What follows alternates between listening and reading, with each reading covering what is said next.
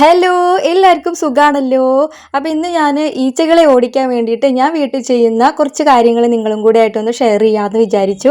അപ്പോൾ ഇപ്പോൾ നല്ല ഈച്ചശല്യമൊക്കെ ഉള്ള സമയമാണല്ലോ. അപ്പോൾ ഇവിടെ എപ്പോഴും നമ്മുടെ സിറ്റ് ഔട്ടിൽ ഈ ഡോറിൻ്റെ ഈ കട്ടിലൊക്കെ ഉണ്ടല്ലോ, അവിടെയൊക്കെയാണ് അധികം എപ്പോഴും ഈച്ച വന്നിരിക്കാറുള്ളത്. അതുപോലെ ഡോറുമിലൊക്കെയാണ് വന്നിരിക്കാറ്.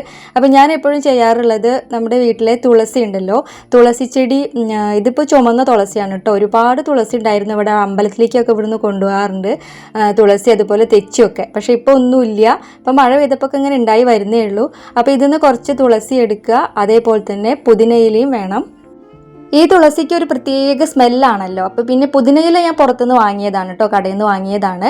അപ്പോൾ നമ്മൾ ഇനി ഒരു ഗ്ലാസ്സിലേക്ക് കുറച്ച് വെള്ളം ഒഴിച്ചിട്ട്, കുറച്ചല്ല മുഴുവനായിട്ടും വെള്ളം ഒഴിച്ചിട്ട് നമുക്കതിലേക്ക് കുറച്ച് തുളസിയും പുതിനയിലും കൂടി അങ്ങനെ കുത്തിവെക്കാം. എന്നിട്ട് ഇത് നമുക്ക് നമ്മുടെ ജനലിൻ്റെ ഒക്കെ അരികിലോ അല്ലെങ്കിൽ ടേബിളിലോ ഡൈനിങ് ടേബിളിലൊക്കെ വെക്കാം. ഇവിടെ ഈച്ച വരുന്ന വെച്ചെങ്കിൽ ആ ഭാഗത്ത് കൊണ്ടുവന്ന് വെക്കാം.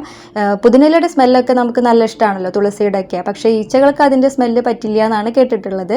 അപ്പോൾ ഏതായാലും നമ്മൾ ഈച്ചകൾ വരുന്ന ഭാഗത്തൊക്കെ ഇങ്ങനെ കുത്തിയിട്ട് വെക്കാം. അതുപോലെ കിച്ചണിൽ വെക്കാം. ഞാൻ കിച്ചണിലാണ് ഇങ്ങനെ ആക്കിയിട്ട് അധികം വെക്കാറുള്ളത്. അതുപോലെ ടേബിളിലും വെക്കാറുണ്ട് കേട്ടോ. പിന്നെ അപ്പോൾ ഇതാണ് ആദ്യത്തെ ഒരു ടിപ്പ് എന്ന് പറയുന്നത്. പിന്നെ നമുക്ക് ഇത് തന്നെ ഈ തുളസിയും പുതിനയിലും കൂടി നമുക്ക് നന്നായിട്ട് ചതച്ചിട്ട്, ഞാനിപ്പോൾ ഒരു ഇത്തിരി എടുത്തിട്ടുള്ളൂ, അതുകൊണ്ടാണ് ഇതിലിട്ടിട്ട് ചതയ്ക്കുന്നത്. അല്ലാണ്ട് നമ്മൾ മിക്സിയുടെ ജാറിലിട്ടിട്ട് കുറച്ച് വെള്ളം ഒഴിച്ചിട്ട് അങ്ങനെ അരച്ചെടുത്താലും മതി. അരയ്ക്കല്ല, ഒന്ന് ചതച്ചെടുത്താൽ മതി. എന്നിട്ട് അതിൻ്റെ ചാറ് പിഴിഞ്ഞെടുത്തിട്ട് അതിലേക്ക് കുറച്ച് വെള്ളം കൂടി ഒഴിച്ചിട്ട് ഇതുപോലെ സ്പ്രേ ബോട്ടിലാക്കിയിട്ട് നമുക്ക് ഈച്ചകൾ വരുന്ന ഭാഗത്തൊക്കെ ഇങ്ങനെ സ്പ്രേ ചെയ്ത് കൊടുക്കാം. ഞാനിപ്പോൾ ഇത് കാണിക്കാൻ വേണ്ടിയിട്ട് ഒരു ഇത്തിരി എടുത്ത് കാണിച്ചു എന്നേ ഉള്ളൂ കേട്ടോ. അങ്ങനെയും ചെയ്യാം. പിന്നെ നമുക്ക് വേണ്ടത് ചെറുനാരങ്ങയാണ്. അത് ഒരുവിധം എല്ലാവർക്കും അറിയാവുന്ന കാര്യമായിരിക്കും. ഞാൻ ചെയ്തിട്ട് എനിക്ക് നല്ലൊരു മാറ്റം തോന്നിയിട്ടുള്ളൊരു കാര്യം കൂടിയാണ്. അപ്പം ഞാനപ്പോൾ അതിന് വേണ്ടിയിട്ട് ഒരു ചെറുനാരങ്ങ എടുത്തിട്ട് നടുവിലൂടെ മുറിച്ചിട്ട്, ഗ്രാമ്പൂ ഉണ്ടല്ലോ, ഗ്രാമ്പൂ ഈ ചെറുനാരങ്ങയുടെ ഈ മുറിച്ച ഭാഗത്തൊക്കെ ഇങ്ങനെ കുത്തി കുത്തി കുത്തി വെക്കുക. അങ്ങനെ ഞാൻ 2 എണ്ണത്തിൽ അങ്ങനെ വെച്ചിട്ടുണ്ടായിരുന്നു. അപ്പം ഞാനിത് ഏറ്റവും കൂടുതൽ ഞങ്ങൾക്ക് ഇവിടെ ഈച്ച വരാറുള്ളത് ഈ ഒരു കട്ട്ലേമിലാണ് ഇരിക്കുക എന്ന് പറഞ്ഞല്ലോ. അപ്പം ഞാൻ അവിടെയാണ് ഇത് കൊണ്ടുപോയി വെക്കാറ്. പിന്നെ ഞാൻ കിച്ചണിലൊക്കെ വെക്കും അങ്ങനെ. അപ്പോൾ ഇത് നല്ലൊരു ടിപ്പ് തന്നെയാണ് കേട്ടോ. ട്രൈ ചെയ്ത് നോക്കിയിട്ടില്ലെങ്കിൽ നോക്കി നോക്കൂ, നമുക്ക് മാറ്റം കാണാം. പിന്നെ അടുത്ത ടിപ്പ് എന്ന് പറയുന്നത്, ഞാനിത് ഇതുപോലെ ഒരു ഗ്ലാസിൻ്റെ ബോട്ടിൽ എടുത്തിട്ടുണ്ട്.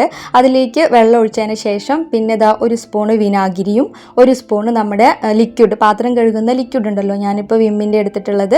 അപ്പോൾ അതും ഒരു സ്പൂൺ ഒഴിച്ചു കൊടുത്തിട്ട് നന്നായിട്ട് മിക്സ് ചെയ്തതിന് ശേഷം അത് ചുമ്മാ അങ്ങനെ ഒരു ജനലിൻ്റെ അവിടെയോ കിച്ചണിലോ എവിടെയാണ് കൂടുതൽ ഈച്ചകൾ വരുന്ന ഭാഗത്ത് അവിടെ കൊണ്ടുപോയി വെക്കുക. ഇനിയിപ്പോൾ അത് അല്ലെങ്കിൽ ഇതിൻ്റെ മുകളിലൂടെ ഇങ്ങനെ ഒരു പ്ലാസ്റ്റിക് കവർ വെച്ചിട്ട് റബ്ബർ ബാൻഡ് വെച്ച് ഇങ്ങനെ ചുറ്റിയിട്ട് ഇതിൻ്റെ നടുവിലായിട്ട് നമുക്ക് ഒരു ഹോൾ ഇട്ട് കൊടുക്കാം.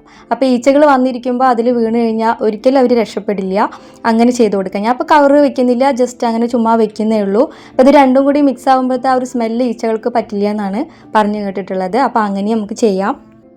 പിന്നെ നമ്മൾ വീടൊക്കെ തുടയ്ക്കാൻ എടുക്കുന്ന വെള്ളത്തിൽ അല്പം വിനാഗിരിയോ അല്ലെങ്കിൽ ചെറുനാരങ്ങയുടെ നീരോ ഏതെങ്കിലും ഒന്ന് ഒഴിച്ചിട്ട് വീടൊക്കെ തുടയ്ക്കുകയാണെന്നുണ്ടെങ്കിൽ ഒരു പരിധിവരെ നമുക്ക് ഈച്ചയുടെ ശല്യമൊക്കെ കുറയ്ക്കാൻ പറ്റും. അപ്പോൾ വേറെ ഒരുപാട് ടിപ്സും കാര്യങ്ങളൊക്കെ ഉണ്ട്. അപ്പോൾ ഞാൻ ഇതൊക്കെയാണ് ചെയ്ത് നോക്കാറുള്ള കാര്യങ്ങൾ.